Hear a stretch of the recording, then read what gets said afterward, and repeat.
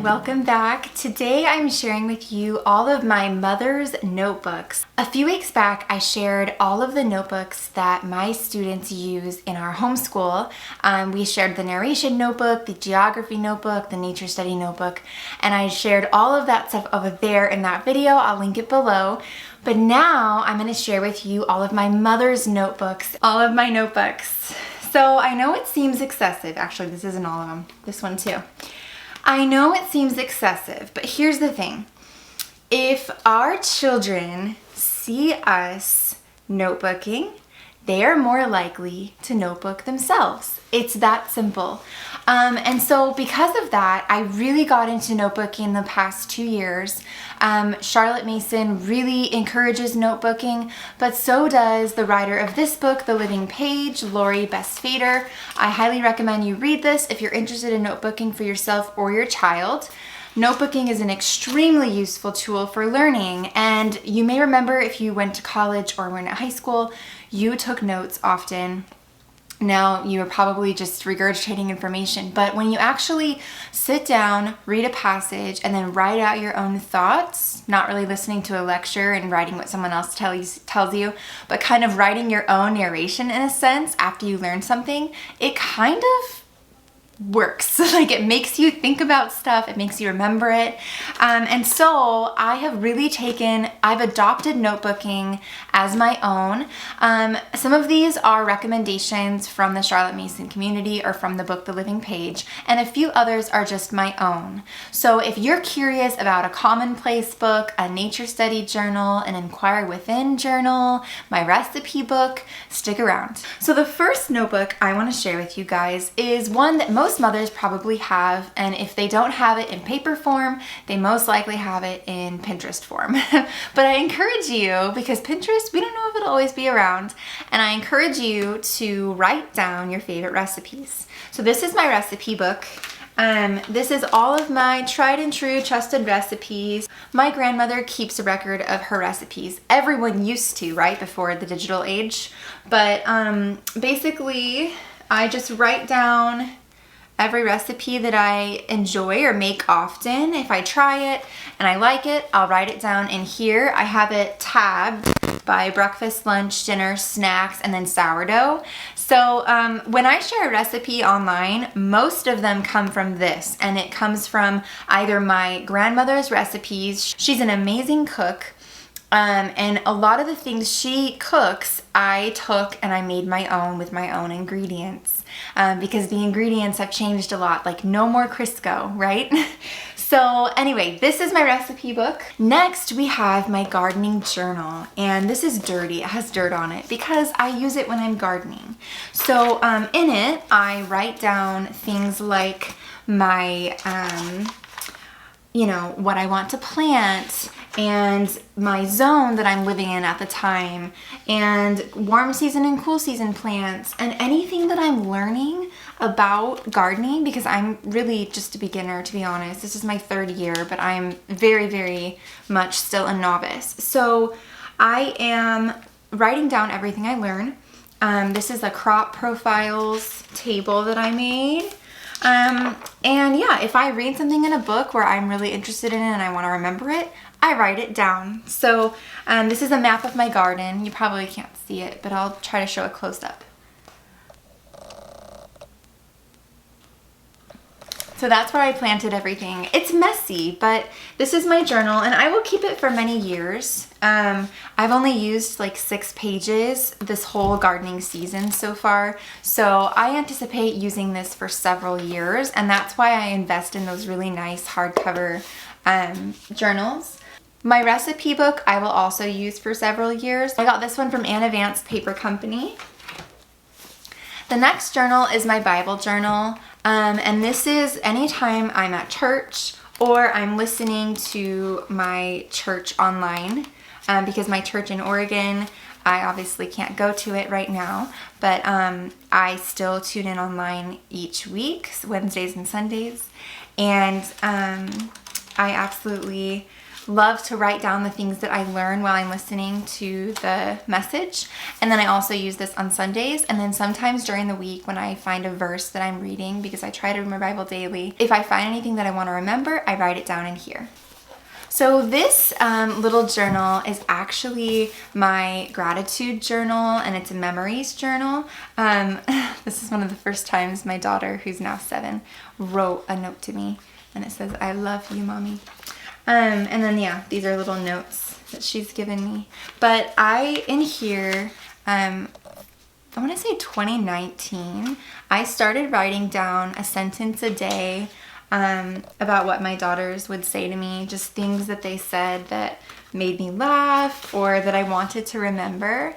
And so I sat and I wrote them all down in here, and I keep every few months I'll pull it out and I'll record daily, but I definitely don't do this every night. I wish I had time to, but if I do come across something funny that they said or a memory that I want to hold dear to me, I will write it down in here with a date, and that's it. And again, I'll use this for several years. The next one is my nature study notebook. And even though I'm an adult, I partake in nature study. So I am definitely a beginner when it comes to drawing and painting, but that doesn't matter.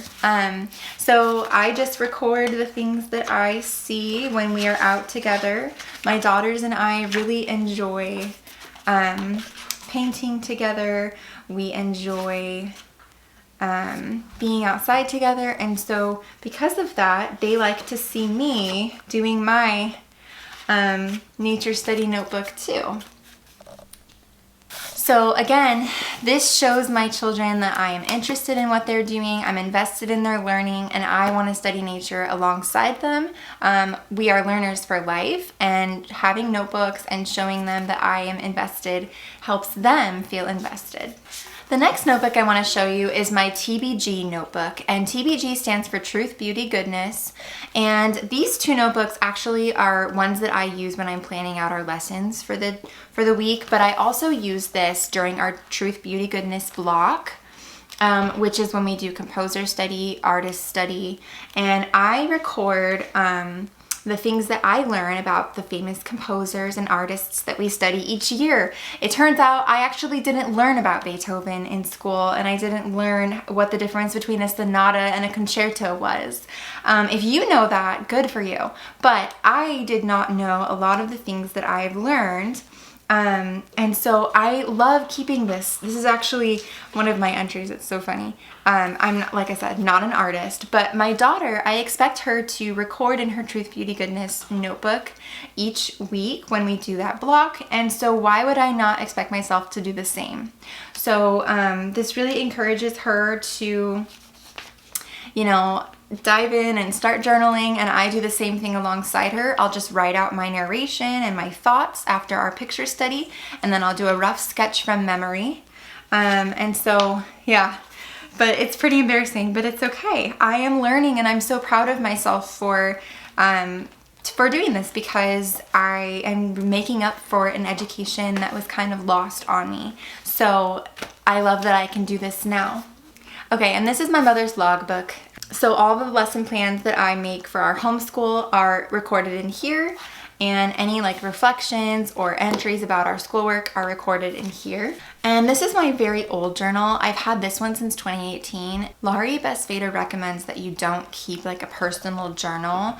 Before I knew the difference between all the different notebooks and what they were for, and really before I started notebooking in general, I just recorded everything in one. And this is my I call it my Inquire Within journal, and I'm actually due for a new one because this one is from 2018 to 2021. So in it, I have a ton of random things, poems I liked, information about homeschool, notes for work that I've written out, just Bible verses. I mean, I have a ton of stuff in here that I wrote down, and an Inquire Within journal is basically anything that you're learning, whether it's sewing, canning, gardening, how to care for chickens.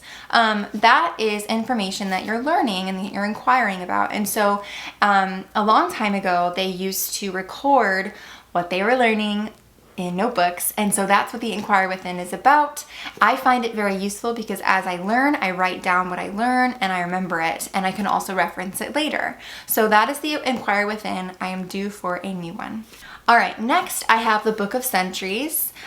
This is actually encouraged for high school students to keep when they start their education, but I did not learn the sequence of history, and if I did, I don't remember any of it. So the Book of Centuries actually helps me as I prepare and learn history alongside my daughter.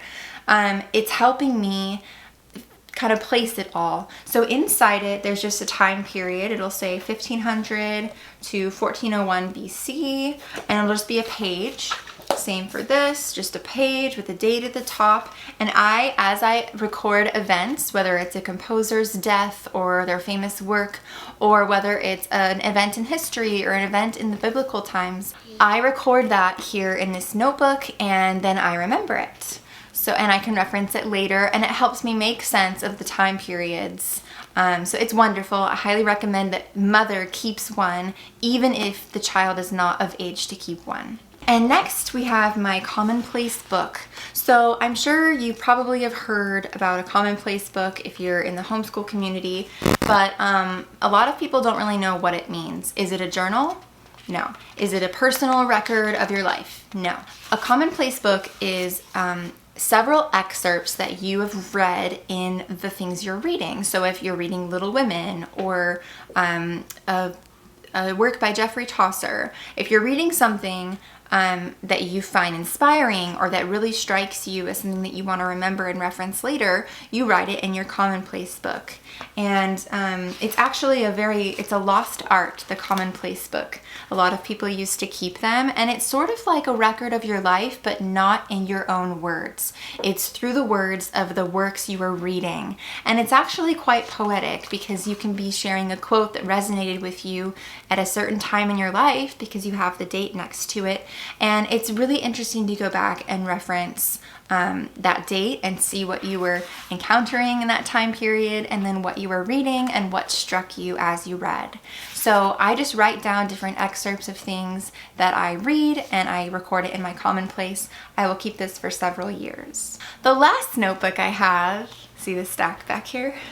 The last notebook I have is my work notebook, and as you see, I record videos for you guys often, and I have to make sense of it all. So this is my notebook where I just write down all the things that are going on in my head during the week as I'm cleaning, as I'm pulling weeds. I think about these things and I write them down, and that's how I share them. I just write down my notes, and then I share them with you all via video and blog posts. So that's my work notebook, and I believe that's all my notebooks. I may have a hidden one somewhere, I can't even remember, but I'm pretty sure that's all of them, and it's honestly not that many. But I will use a lot of these for several years, so it's not like each year I'll have 12 notebooks and they'll just pile up and pile up. I try to be very intentional with how I use them and what I record in them. So hopefully this was helpful for you guys. Thank you so much for watching. I encourage you to start using your own notebooks, and if you don't know where to begin, just begin with one and write down everything you want to remember or think about and reference again. Write it down in one notebook first so you can get in the habit of notebooking, and then once you're done getting in the habit of it, you can start getting several different ones. Like I said, this has been a journey of 3 years almost of notebooking, so I encourage you to begin, and hopefully this was helpful for you all. Thank you so much for watching, and I'll see you next time.